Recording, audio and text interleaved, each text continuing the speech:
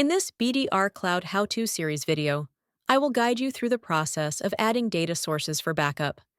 This involves adding Windows servers and endpoints in the BDR Cloud console to include them in backup operations. Once added, these sources can be backed up.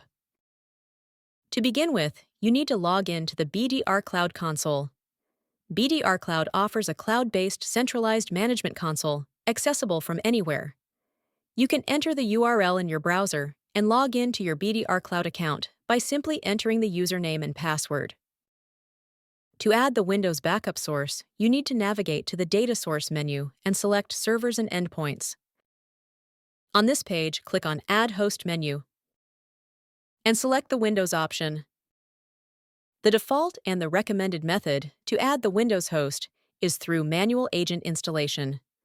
Click to download the backup agent and make sure to copy it to the target Windows host and install it on each host that you plan to back up. For a how-to video on adding a Windows host using manual agent installation, check out the link in the description box. You can also use the bulk agent installation method to add the Windows host you wish to back up.